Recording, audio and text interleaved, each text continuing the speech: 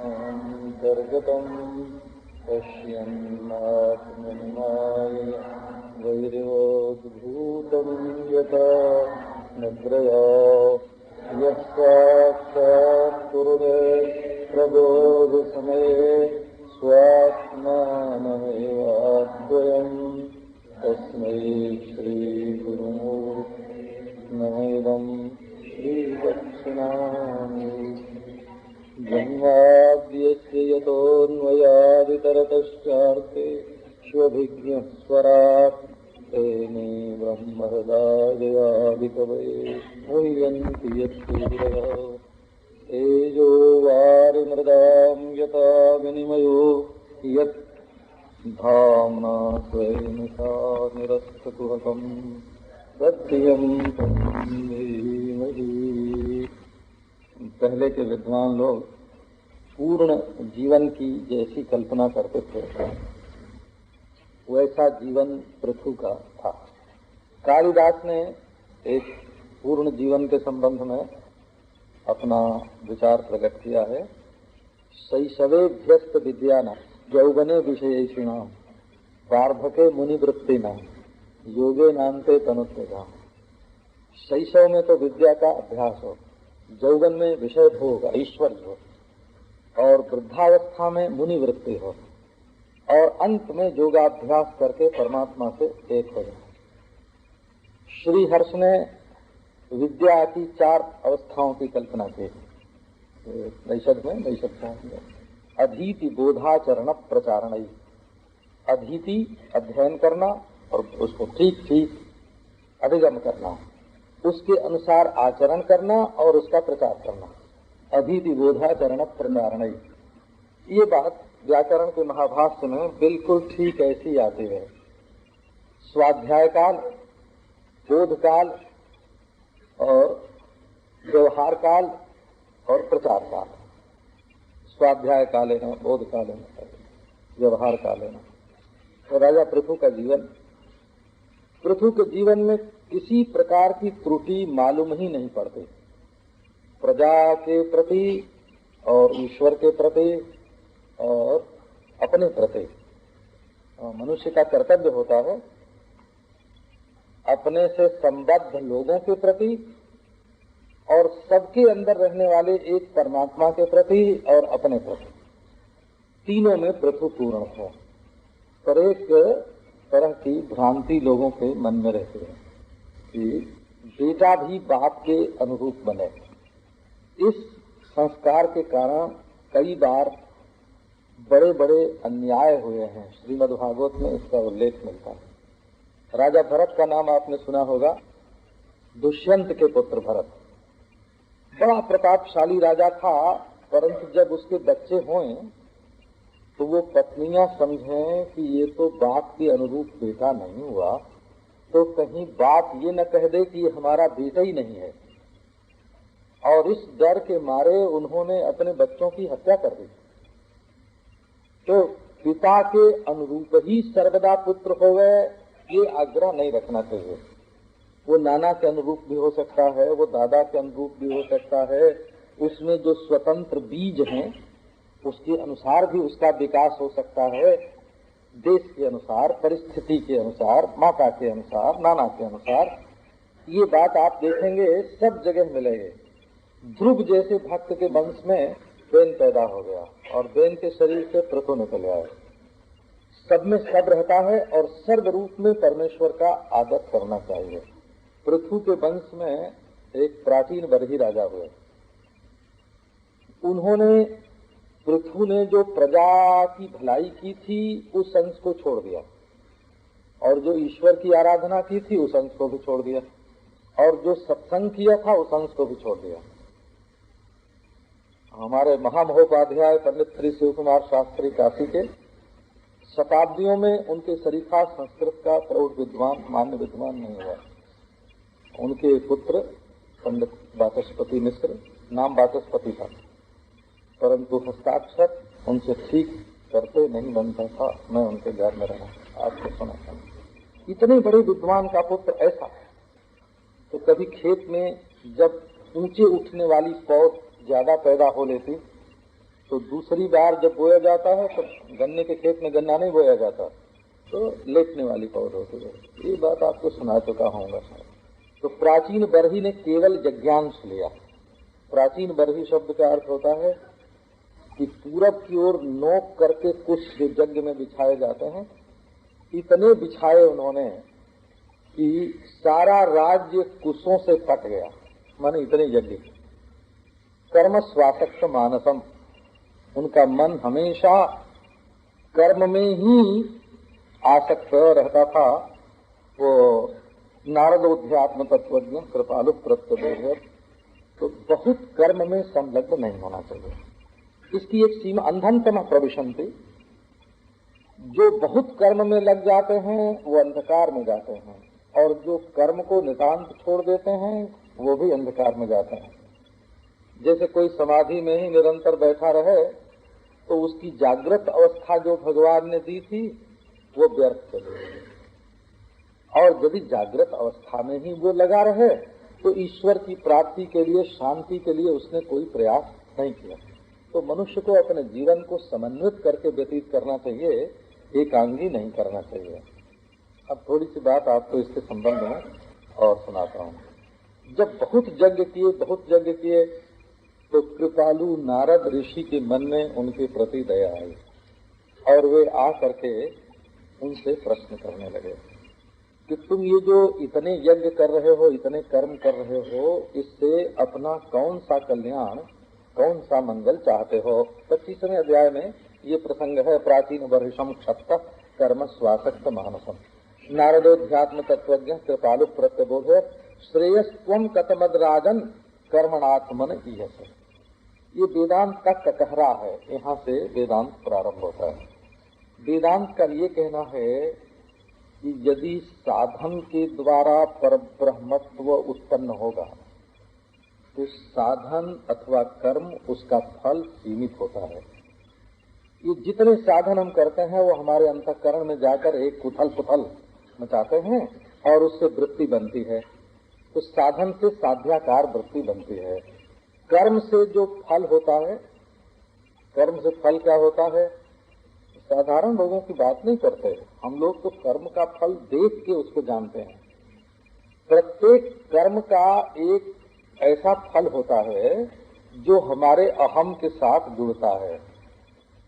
तो यज्ञ कर्म, जैसे यज्ञ कर्म किया तो यज्ञ कर्म करके मैंने श्रेष्ठ कर्म किया, ऐसी एक वृत्ति अपने साथ जुड़ती है। माने कर्म जन्य श्रेष्ठता की वृत्ति में अपना अहम प्रतिफलित होता है। उसी प्रतिफलन को शास्त्र की दृष्टि से फल बोलते हैं। तो वो स्वर्गाकार भी हो सकता है और निकृष्ट कर्म करोगे तो नरकाकार भी हो सकता है। दुखाकार वृत्ति में आत्मा का प्रतिफलन अहम दुखी, इसका नाम नरक है, और सुखाकार वृत्ति में आत्मा का प्रतिफलन अहम दुखी, इसका नाम स्वर्ग है। देह रहते स्वर्ग नरक और देह के मिटने पर भी वृत्ति तो रहती है, तो उस वृत्ति का दुखाकार सुखाकार रहना और उसमें अहम का प्रतिफलित होना, ये पारलौकिक स्वर्ग नरक होता है। असल में कोई भी कर्म करने के बाद सुखात्मक अथवा दुखात्मक, संतोषात्मक अथवा ग्लान्यात्मक, यत् कर्म कुर्वतोस्य स्यात् परितोषोन्तरात्मनः तत्प्रयत्नेन कुर्वीत विपरीतम तु वर्जय। तो वेदांत का कटहरा यहाँ से प्रारंभ होता है कि यदि यत्न से, साधन से, कर्म से उत्पन्न वृत्ति में तादात्म्यापन्न होना ही कर्म का फल है, तो वो ब्रह्म तो कभी हो ही नहीं सकता, क्योंकि वो पहले तो था नहीं और वृत्ति बाद में रहेगी नहीं और बीच में आई। तो ब्रह्म उत्पाद्य, संस्कारज, विकारज और आप्य नहीं होता। ईसावास से उपनिषद का भाष्य शंकराचार्य भगवान यहाँ से प्रारंभ करते हैं। मांडुक्य उपनिषद का प्रारंभ आनंद गिरी यहाँ से करते हैं कि जो जो चीज कर्म से पैदा होगी सो सो तो मिट जाएगी। इसलिए ब्रह्म साक्षात्कार के लिए कर्म करना व्यर्थ है। और यदि यत्न साधन चाहिए ही नहीं तो आज ब्रह्म मिला हुआ क्यों नहीं है, इस समय ब्रह्मानुभूति क्यों नहीं होती है। तो यदि प्रयत्न से ब्रह्म मिलेगा तो वो नाशवान होगा, और यदि प्रयत्न नहीं करेंगे तब तो मिलेगा ही नहीं। ये देखो वह का पाचारज्ञ इसको बोलते हैं। कर्म का फल ब्रह्म होगा तो नाशवान होगा, और यदि बिल्कुल कोई यत्न कोई साधन करे ही नहीं तो ब्रह्म मिलेगा नहीं। तो बोले साधन का फल है अंतःकरण की शुद्धि, साधन का फल ब्रह्म नहीं है, साधन का फल ब्रह्म साक्षात्कार नहीं है, साधन का फल है अंतःकरण की शुद्धि। ये राग द्वेष लोभ मोह जो अपने चित्त में बैठे हुए हैं इनको निकालना, और इसके बाद वृत्ति को एक बार ब्रह्माकार कर देना। अब ब्रह्म कैसा है ये जिसको मालूम नहीं है वो कैसे करेगा? तो वेदांत ग्रंथों में ब्रह्म होने का खंडन है। यदि कोई जीव चाहे कि हम ब्रह्म हो जाएं, तो बोले ब्रह्म अभी तुम नहीं हो, ब्रह्म हो सकते हो, तो ये बात वेदांत नहीं बताता है। तो अच्छा, तो तब फिर ब्रह्म कभी हो ही नहीं सकते ये बताता है कि नहीं? ये भी नहीं बताता। ब्रह्म होना भी वेदांत नहीं बताता है और ब्रह्म न होना भी वेदांत नहीं बताता है। ये बड़ी विलक्षण रीति ब्रह्मात्म भाव की है। तो वो कहते हैं कि तुम ब्रह्म हो, परंतु किसी भी अनिर्वचनीय कारण से इस समय तुम्हारी ब्रह्मता प्रतिबद्ध हो गई है, भास नहीं रही है। उस अभानात्मक आवरण को भंग करना है। तो अभानात्मक आवरण भंग कैसे होगा? तो उसके लिए बड़ी सीधी बात है। जैसे समझो कि एक चीज दूर है परंतु दूर है, नहीं दिखती है। तो थोड़ा और आगे बढ़ जाओ, ऊंचाई पर चढ़ जाओ तो दिखेगी तो आंख से, दिखेगी तो आंख से, ये बात तो बिल्कुल पक्की है। देखने का साक्षात्कार का साधन है नेत्र, परंतु आड़े होना पड़ेगा, टेढ़े होना पड़ेगा, दूरबीन लगानी पड़ेगी, खुर्दबीन लगानी पड़ेगी, ये सब साधन करने पड़ेंगे, परंतु बिना आंख के कोई काम होगा? दिखेगा आंख से। इसी प्रकार परब्रह्म परमात्मा का जो अभानात्मक आवरण है वो भंग तो होगा वृत्ति से। अब वो नेत्र के स्थान पर वृत्ति है, राग का, द्वेष का। तो जैसे विद्यमान वस्तु का ही प्रमाण के द्वारा साक्षात्कार होता है, अविद्यमान वस्तु का नहीं, इसी प्रकार विद्यमान आत्मा का ही वृत्ति के द्वारा साक्षात्कार होता है, अविद्यमान का नहीं। वो तो जैसे सामने हमारे लाउड स्पीकर या पुस्तक रखी हुई है, इसी प्रकार अंतःकरण के भीतर आत्मा जो है वो विद्यमान है। अब अंधेरा होने के कारण जब लाउड स्पीकर नहीं रखता है तो उजेला करना पड़ता है, या अंधेरा होने के कारण पुस्तक नहीं दिखती है तो उजेला करना पड़ता है। तो जिस अंधकार के कारण अपने आत्मा का अखंड अनादि अद्वितीय आत्म स्वरूप नहीं दिखाई पड़ रहा है, उस अंधकार को दूर करने के लिए प्रयत्न होता है, ब्रह्म को बनाने के लिए या ब्रह्म बनने के लिए प्रयत्न नहीं होता। तो ये तो वेदांत का कथा है, माने जो ईसावास्य उपनिषद का भाष्य प्रारंभ में पढ़ेगा, उपनिषद के पहले मंत्र का भाष्य, उसी को ये बात मालूम पड़ जाएगी। अच्छा, तो ये यज्ञ में लगे हुए थे। यज्ञ में क्या होता है? यज्ञ में 5 बात मुख्य रूप से होते हैं। एक तो जो अपने पास इकट्ठा हुआ है उसका वितरण होता है, इसको दान बोलते हैं।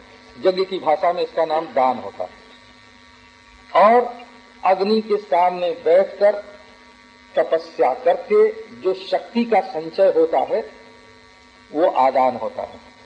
दान करना यज्ञ में और आदान करना यज्ञ में, और उत्सर्ग करना यज्ञ में। उत्सर्ग माने नियम लेना, इतने दिन तक ब्रह्मचर्य से रहेंगे, एक समय खाएंगे, धरती पर रहेंगे, ये अपने जीवन को नियमित करने का अवसर मिलता है। अपने जीवन को नियमित करने का, इसको उत्सर्ग बोलते हैं। अपने जीवन में नियम ग्रहण करके इंद्रिय भोगों का परित्याग कर दें, और देहातिरिक्त आत्मा का बोध होता है, और शास्त्र पर विश्वास हो करके उसका अभिप्राय कैसे निकालना चाहिए इसकी प्रणाली का ज्ञान होता है। तो शास्त्र ज्ञान, देहातिरिक्त आत्मा का भान, जीवन में नियम, दान और आदान, ये 5 क्रिया प्रधान रूप से यज्ञ में होते हैं।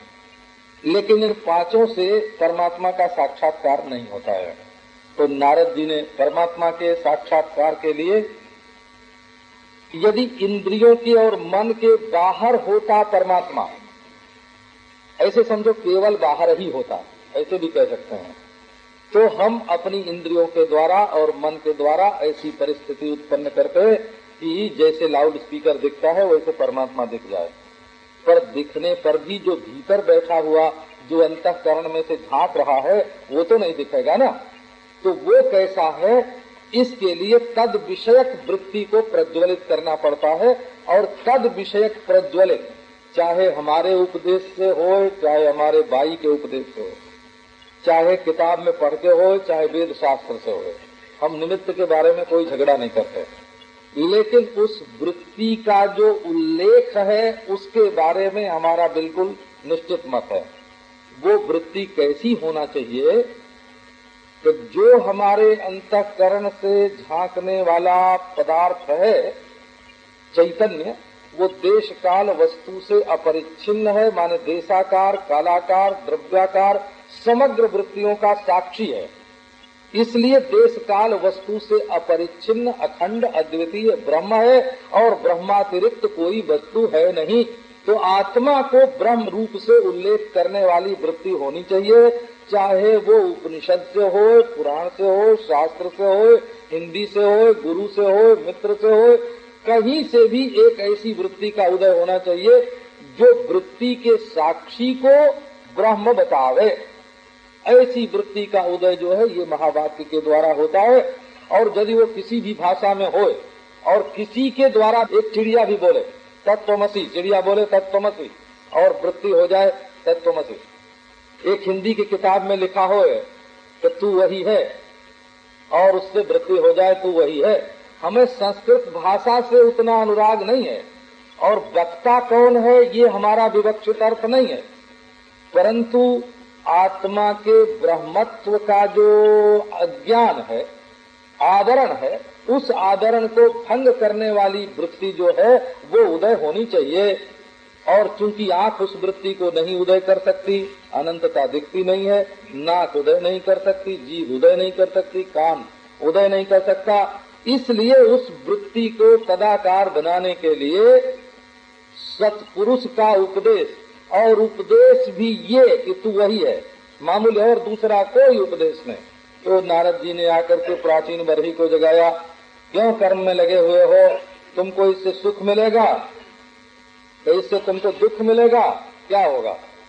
बोले महाराज मैं तो कुछ नहीं जानता, हम तो ये समझते थे कि राजा पृथु ने यज्ञ किया तो महान हो गए, अंग ने यज्ञ किया तो उनका मनोरथ पूरा हो गया, तो हम भी यज्ञ में ही लगे हुए हैं। अरे बाबा, ध्रुव ने भक्ति की और सब कुछ पा लिया, ये बात क्या तुमको भूल गई है? तो हम नहीं जानते महाराज क्या होता है।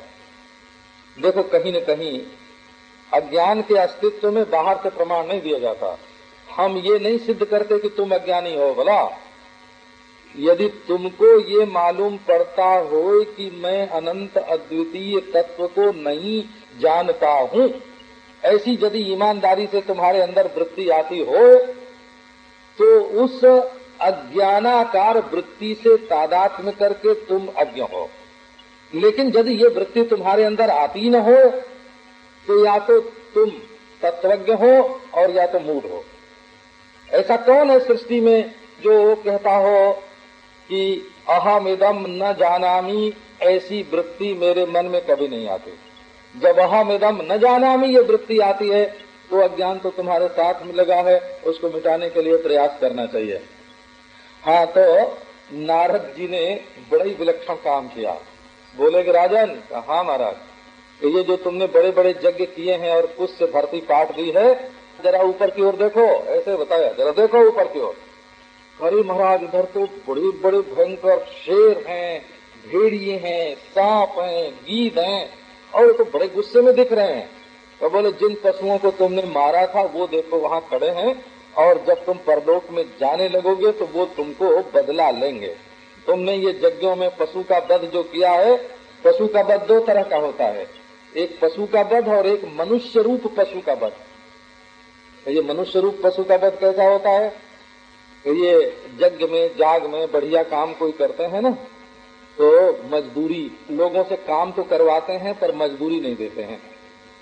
बोले अरे भाई ये तो धर्म का काम है, इसको तो भूखे रह के भी कर दो तो क्या रहे। तो ये अज्ञ रूप पशु का वध है। हम लोग एक गांव में गए एक बार, बड़ा भारी संकीर्तन महोत्सव था। सैकड़ों तो महात्मा आए थे और हजारों आदमी, गांव के लाखों आदमी इकट्ठे होते थे। एक दर्जी आया, बोले स्वामी जी आप लोगों का तो उत्सव हो रहा है, मैं गांव छोड़ के जाता हूँ। तो भाई तुम क्यों जा रहे हो? तो ये जमींदार साहब जो उत्सव करवा रहे हैं वो हमसे कहते हैं कि 40 रुपया हमको दे दो। मैं 16 रुपया देने को तैयार था चंदे में, परंतु कहा उन्होंने कि या तो 40 दो या तो गांव छोड़ के जाओ। ये ब्रिटिश सरकार जबकि बात है, वो जमींदारों का बड़ा भारी बोल वाला। तब मैंने जाके कहा कि ठाकुर साहब ये क्या करते हो? तुम समझते हो कि ढोल बजने से तुम्हारा कल्याण हो जाएगा और ये दर्जी जो निकल जाएगा गांव से, इसको जो तकलीफ होगी इससे तुम्हारा कोई नुकसान नहीं होगा। ढोल बजाने में कल्याण है और एक मनुष्य को गांव से निकाल देने में जो अकल्याण है उस पर तुम्हारी नजर नहीं जाती। तो ये पशु रूप, ये जब किसी से चीज कोई लेते हैं उसकी कीमत नहीं चुकाते हैं, काम लेते हैं उसकी मजदूरी नहीं देते हैं और सोचते हैं कि हम धर्म का काम ले रहे हैं, जबरदस्ती चंदा वसूल करते हैं, तो उस यज्ञ का फल पैदा होकर के देखता है कि किसके पास जाएं, चंदा देने वाले के पास जाएं कि करने वाले के पास जाएं। तो करने वाले तो अपना जस प्रतिष्ठा लेकर के यहीं तृप्त हो जाते हैं। उस यज्ञ का जो असली फल होता है ना, वो तो विकीर्ण हो जाता है, फट जाता है। इसी से शास्त्र में चंदे के धर्म का बड़ा भारी विरोध आता है। धर्मार्थम अपि नेहेत यात्रार्थम बाधनो धनम। धर्म के लिए, यात्रा के लिए, भोजन के लिए भी भाई चंदा नहीं। तो ये बेचारे जो हैं, जब इन्होंने देखा कि हमारे मारे हुए पशु आकाश में खड़े हैं तो थर थर कांपने लगे। इसके बाद नारद जी ने उनको पुरंजनोपाख्यान सुनाया। पुरंजनोपाख्यान बड़ा विलक्षण है नारायण। उसमें जीव और बुद्धि, पुरंजन माने है जीव, पुरम जनयति, जो इस शरीर को जन्म देता है उसका नाम जीव है, पुरंजन, जिसके कर्म से ये शरीर होता है। इसमें प्रमदा है। प्रमदा माने जिसको देख करके ही आदमी मतवाला हो जाए। प्रमदा स्त्री का नाम है वैसे संस्कृत में। तो प्रकर्षेण माध्यति अनया, जिसको देख करके मनुष्य मतवाला हो जाए उसका नाम है प्रमदा। तो ऐसा है, ये प्रमदा जी जो भीतर बैठी हैं, आप कभी गौर करके देखना, जिस समय आपके मन में काम आया होगा, माने प्रमदा जी जिस समय कामिनी बनती हैं उस समय आपको लगता है कि यदि हम भोग नहीं करेंगे तो मर जाएंगे। और जिस समय गुस्सा आता है तो सोचते, क्रोधाकार वृत्ति होती है, प्रमदा जी जब क्रोध करती हैं तो ये होता है अगर हम गाली नहीं देंगे, मारेंगे नहीं तो मर जाएंगे। जब लोभ आता है तो मन में आता है चोरी बेईमानी नहीं करेंगे तो मर जाएंगे। मोह आता है तो कहते हैं पक्षपात नहीं करेंगे तो मर जाएंगे। तो ये घर में मालकिन बन गई हैं प्रमदा जी, और इस शरीर रूपी घर में ये जो हुक्म करती हैं उसी को जीव करता है। ये नाचती हैं तो नाचता है, ये गाती हैं तो गाता है, ये बजाती हैं तो बजाता है, ये चाहती हैं तो वो भी चाहता है। प्रमदा जी के सब काम को इस जीव रूप पुरुष ने अपने आप में आरोपित कर लिया है। बुद्धि और पुरुष का, बुद्धि और चेतन का विवेक नहीं है। तो यज्ञ में तो मारते थे पशु प्राचीन बरही, और शिकार खेलता था पुरंजन, उसने भी बहुत से यज्ञ किए, और अंत में मरने के बाद वो भी एक स्त्री हुआ, उसका भी एक जगह विवाह हुआ, फिर वो भी विधवा हुआ, और अंत में ये बात बताई कि देखो इस उपाख्यान का सार ये है कि देहेंद्रिय मनोधर्मान आत्मन यद्यस्य सभा संस्था में है, वो किसी किताब में है, ऐसा समझते हो। तो ये जो अपने मजे को दूसरे में डाल दिया है, ये सबसे बड़ी बेवकूफी मनुष्य जाति की यही है कि वो दूसरों को मजा देने के लिए तो मजेदार है, हाँ, लेकिन खुद वो मजा का भिखारी है। इसी को बेवकूफी बोलते हैं। तो अपने यही हीनता का भाव है। इस हीनता के भाव को मिटा देना चाहिए। अच्छा, कम से कम इतना ही कर दो कि तुम अपने को हीन मत समझो। तुम्हारा जो अहीन स्वरूप है वो तो बिल्कुल ब्रह्म निकलेगा। सोच करके देख लेना। ब्रह्म माने कोई विधानात्मक शब्द नहीं है। वो ब्रह्म, ब्रह्म माने देश काल वस्तु से अपरिच्छिन्न, सजातीय विजातीय स्वगत भेद से रहित अपना आत्मा। ब्रह्म माने कोई काला नहीं, लाल नहीं, पीला नहीं, इसलिए ब्रह्म होना नहीं होता। ब्रह्म होगे तो क्या होगे? जो स्वयं कोई विधानात्मक शब्द नहीं है, केवल निषेधात्मक शब्द है, वो उसका होना नहीं होता है। अपने को पाना होता है तो कहीं जाना नहीं पड़ता, दूसरे को पाना होता है तब कहीं जाना पड़ता है, और दूसरा कोई हो तो उसको संभाल के रखना पड़ता है, और अपना हो ना, अपने को संभाल के नहीं रखना पड़ता। अपना आता तो हमेशा ही रहता है, कोई तिजोरी में बंद करने का नहीं। तो अंत में नारद जी ने प्राचीन बरही को समझा दिया और वे अपने स्वरूप को जान करके मुक्त हो गए। यहाँ तक कि उनको ये भी ख्याल नहीं आया कि हमारे बाद राजा कौन होगा। अब प्राचीन बरही के पुत्रों की चर्चा है, तो उनको बोलते हैं प्रचेता। उनका ज्ञान बड़ा प्रकृष्ट था, परंतु अपने बाप से था। प्रकृष्टानी चेतांसी जेशाम ते प्रचेतसा। 10 पुत्र थे। 10 पुत्र होना भी एक आश्चर्य की बात है। 10 ही थे गिनती में, क्योंकि वेद में आज्ञा है दशास्याम पुत्रान आधेहि। 10 पुत्र थे। ये 10 जो इंद्रियां हैं ये ज्ञान प्राप्त करते हैं, इसीलिए उनका नाम प्रचेता। अब प्रचेता महाराज ऐसे महाभाग कि जब उनको पिता ने आज्ञा दी थी कि जाओ तुम लोग तपस्या करो और शक्ति संचय करके पुत्र करो, तो वो गए ये कच्छ भुज की तरफ, जो है ना वो क्या सरोवर, नारायण सरोवर, नारायण, वहां गए तो तपस्या करने के लिए। देखो, एक तो लोग जाते हैं उत्तर और एक जाते हैं पश्चिम, इसका भी बड़ा विभाग है। दक्षिण में तपस्या करने के लिए हमारे महात्मा लोग नहीं जाते हैं। तो कपिल देव जी जो हैं, कपिल देव जी को विवेक है, वो तत्वज्ञ पुरुष हैं, वो जाके पूर्व समुद्र के तट पर बैठे हैं, गंगा सागर में। तो वहां क्यों?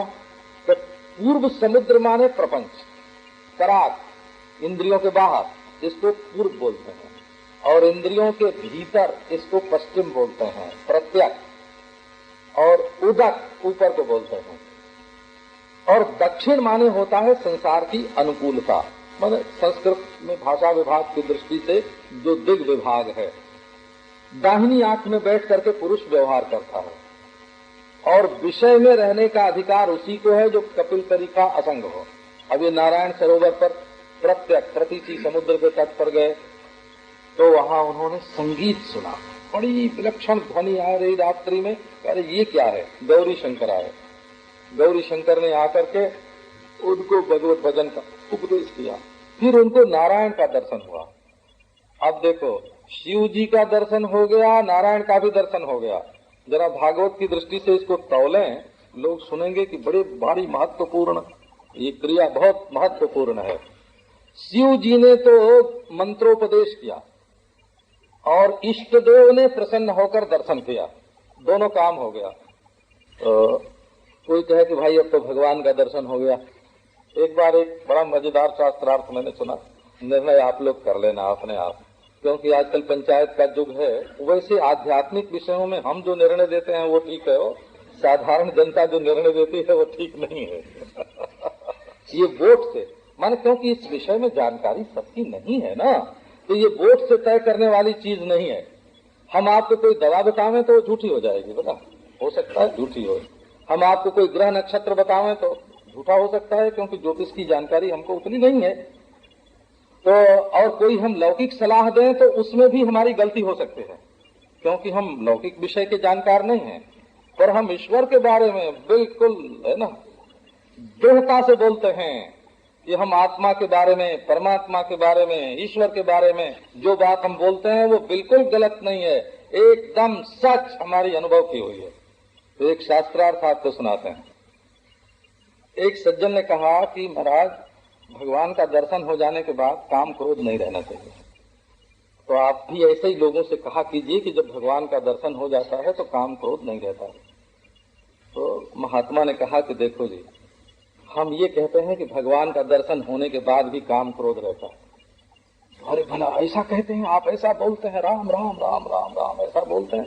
बोले देखो, हम लोगों को सावधान करते हैं कि यदि कोई दुनिया में कहता हो कि हमको भगवान का दर्शन हो गया है और हमारे अंदर काम क्रोध लोभ नहीं है, तो उससे सावधान रहना।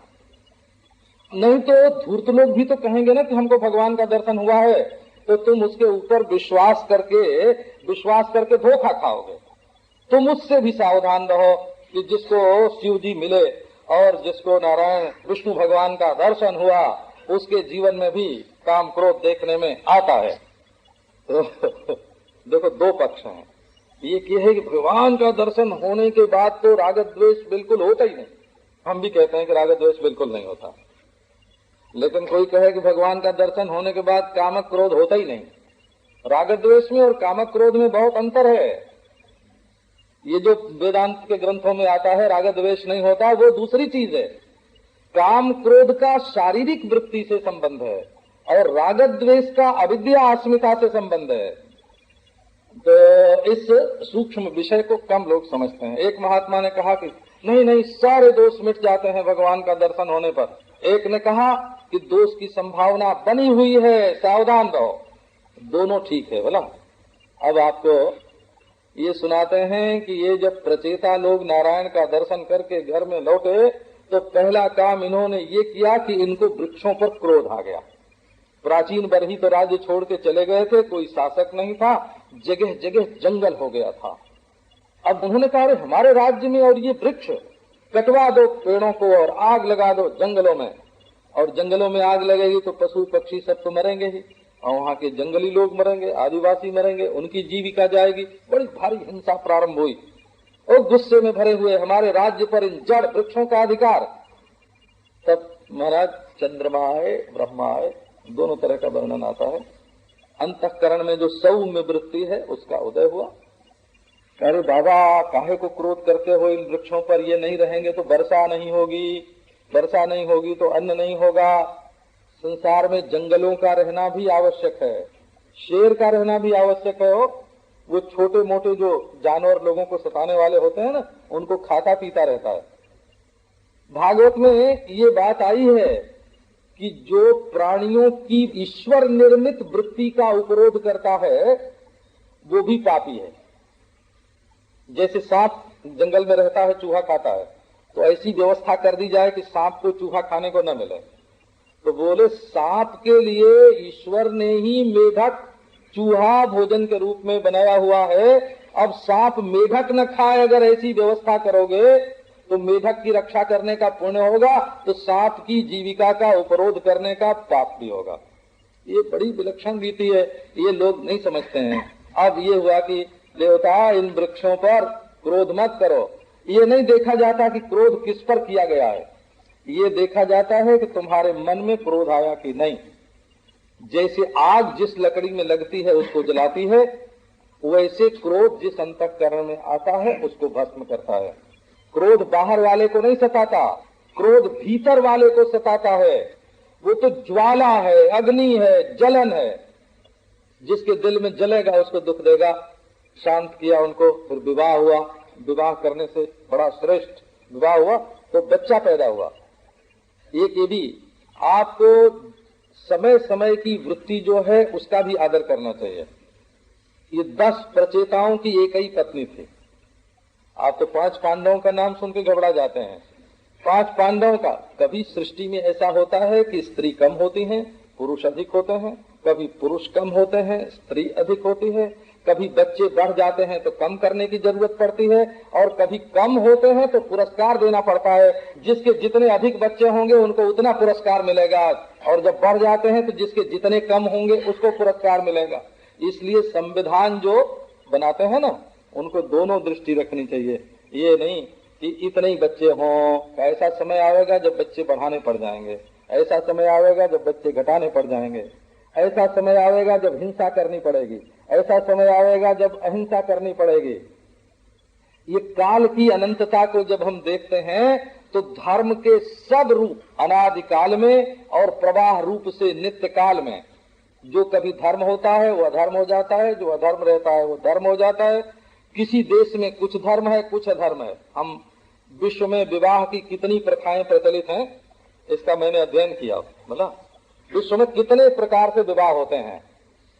समय के बंधन से विवाह होता है, 1 घंटा, 1 बरस, 6 महीने, 3 दिन के लिए विवाह होता है। देश के बंधन से जब तक यहाँ रहेंगे तब तक के लिए विवाह होता है, और जब तक एक बच्चा नहीं होगा तब तक के लिए विवाह होता है। विश्व में आदिवासियों में, गोंडों में, ये जो लोग क्रिया और द्रव्य को लेकर के बैठ जाते हैं और अपने जीवन को दुखी करते हैं, वो तो विश्व को विशाल दृष्टि से देखते ही नहीं है। ऐसा भी समय आता है, इसका नाम सनातन धर्म होता है। सर्व देश, सर्व काल, सर्व जाति, सर्व वस्तु, सर्व व्यक्ति और कर्तृत्वाभिमान और अकर्तृत्व, इन सब पर दृष्टि रख करके तब धर्म का निर्णय होता है। ये कोई बच्चों का खेल नहीं है। अब लग गए महाराज घर गृहस्थी में, प्रचेता लोग जो हैं वो घर गृहस्थी में लग गए। घर गृहस्थी में जब लग गए तब फिर नारद जी आए। भगवत संकल्प की ये लीला है। प्राचीन बरही यज्ञ के द्वारा हिंसा करते थे तो नारद जी ने उनको वैराग्य दिया, पुरंजनोपाख्यान सुनाया, तत्व ज्ञान कराया। और प्रचेता लोग जब वृक्ष की हिंसा करने लगे, फिर परिवार सुख में लगे, तब फिर नारद जी आए। नारद जी ने आके कहा कि तुम लोग देखो, तुमको शिव मिले, तुमको विष्णु मिले, परंतु अभी भगवान की भक्ति नहीं मिली।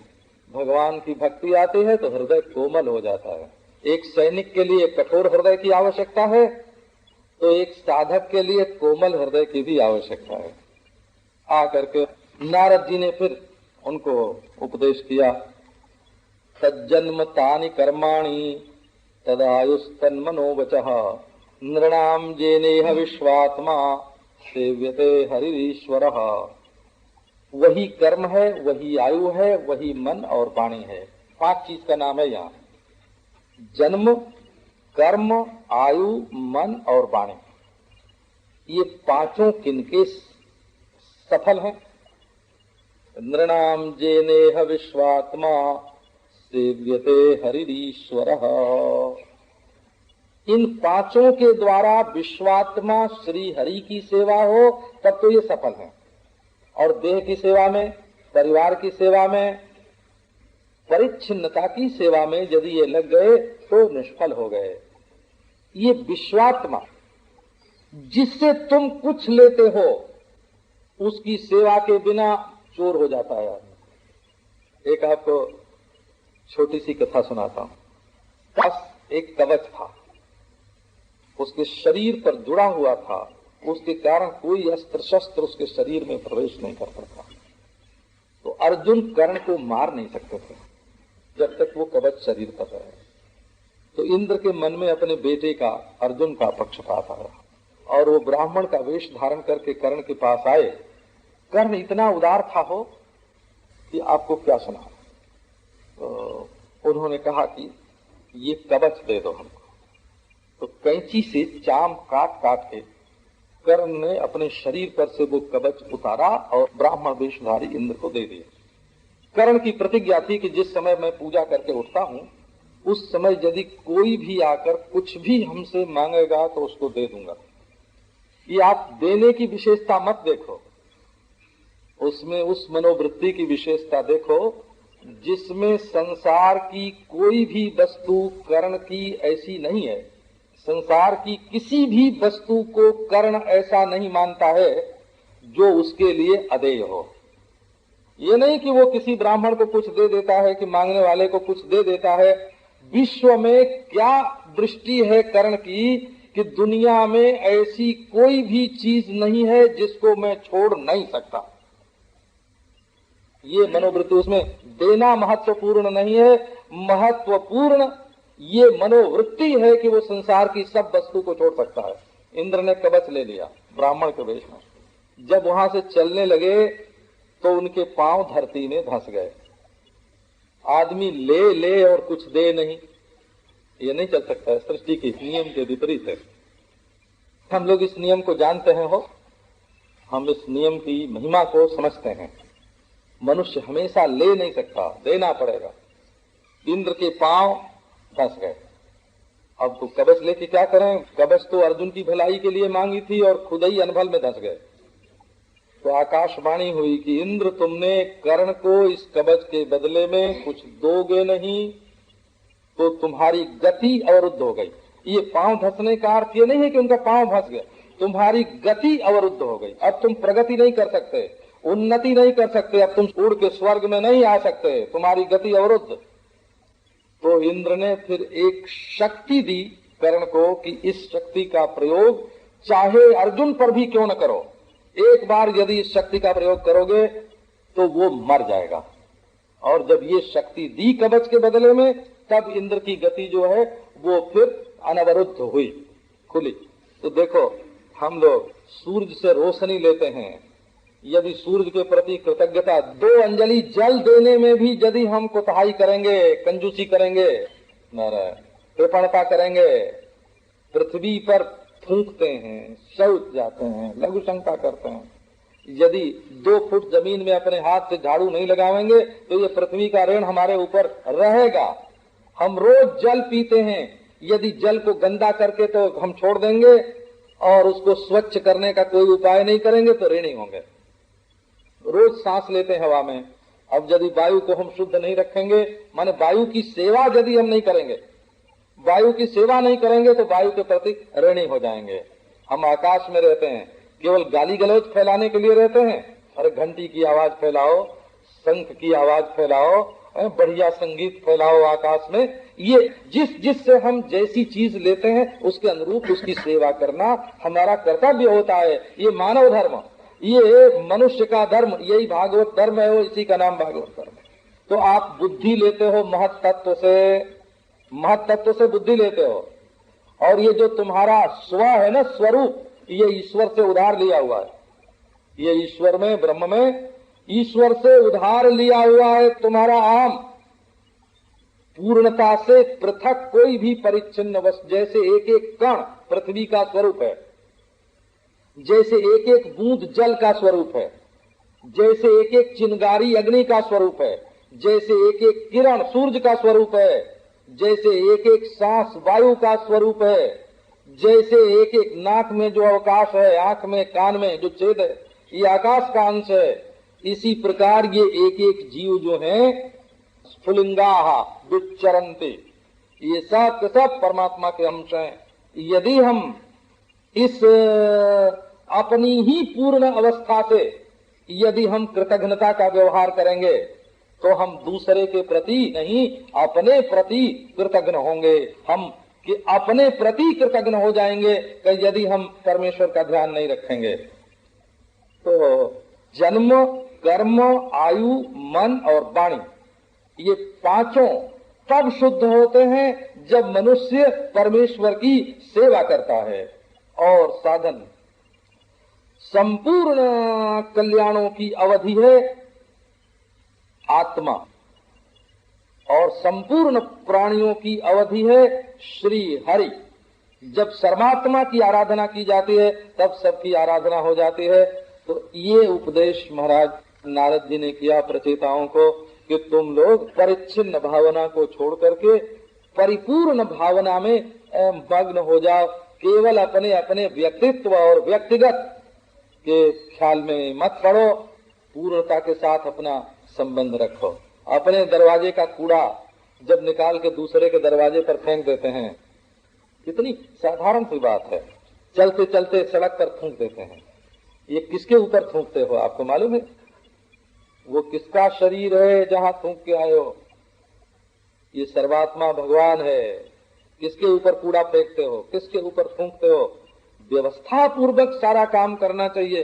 सांस लेते हो तो धूप बत्ती भी जलानी चाहिए। सांस लेते हो तो अग्नि में थोड़ा हविष्य डाल करके उसका धुआं भी तुम्हें वायु में फैलाना चाहिए। पृथ्वी को भी स्वच्छ करना चाहिए, जल को भी स्वच्छ करना चाहिए। तो ये मनुष्य इसी प्रकार यदि तुम जीवात्मा के रूप में रह रहे हो तो परमेश्वर के साथ तुम्हारा संबंध होना चाहिए। उसके प्रति कृतज्ञ होना, अपने प्रति कृतज्ञ होना है। तो ये प्रचेताओं की जो कथा है वो बड़ी विलक्षण, और नारद जी का उपदेश जो है इस प्रसंग में, हम अभी उपदेशों को तो छूते ही नहीं है। तो आगे बहुत बढ़िया कथा आई है प्रियव्रत के। प्रियव्रत का जीवन भी अपने में पृथु के जीवन के समान ही परिपूर्ण है। बल्कि कुछ थोड़े अंश में देखें तो पृथु में जो ईश्वरत्व था वो लौकिकता के साथ था, और प्रियव्रत में जो ईश्वरत्व था वो अलौकिकता के साथ था। आपको पहले प्रियव्रत ने कहा कि हम घर गृहस्थी नहीं करेंगे, हम तो भगवान का भजन करेंगे। ये कब हुआ कि जब प्राचीन बरही चले गए राज्य छोड़कर विरक्त होकर के और प्रचेतागण आए नहीं थे, तो बीच में प्रियव्रत का प्रसंग आ गया। ये मनु के जो दो पुत्र थे, उत्तानपाद और प्रियव्रत, उनमें उत्तानपाद का वंश वर्णन करने के बाद प्रियव्रत का ये वंश आया है। इनको ब्रह्मचर्य व्रत बड़ा प्रिय था। ये कहते थे बस हम तो भगवान की लीला कथा सुनेंगे और नारद जी के पास रहेंगे और संसार के चक्कर में नहीं पड़ेंगे। तो मनु जी और ब्रह्मा जी दोनों इनके पास आए और आकर के उन्होंने समझाया कि प्रियव्रत, ये जो तुम बचपन में बाबा जी बनना चाहते हो ये बिल्कुल गलत है। देखो एक अब सिद्धांत निकला ना, ये मानव जीवन के लिए एक सिद्धांत निकल आया। ये जो तुम बचपन में बाबा जी बनना चाहते हो ये बिल्कुल गलत है। तुम ईश्वर की ये बनाई हुई जो मर्यादा है उसमें दोष मत निकालो। ये मत कहो कि गृहस्थाश्रम में दोष है, वानप्रस्थाश्रम में दोष है। ऐसे ईश्वर की बनाई मर्यादा में दोष मत निकालो। तो बात क्या है कि ये जो काम आदि दोष होते हैं वो बाहर नहीं होते, कोई भी दोष बाहर नहीं होता। हमारा सुख, हमारा दुख, हमारा राग, हमारा द्वेष, हमारा संबंध, हमारा मोह, सब का सब हमारे साथ होता है, दिल में होता है। तो ये बड़ा बढ़िया इसमें प्रसंग है। ब्रह्मा जी ने कहा निबोध तातेद अमृतम रविमी, बेटा इस बात को तुम समझो, ईश्वर में दोष मत निकालो। सारी सृष्टि ईश्वर की आज्ञा का पालन करती है, उसका उल्लंघन कोई नहीं कर सकता।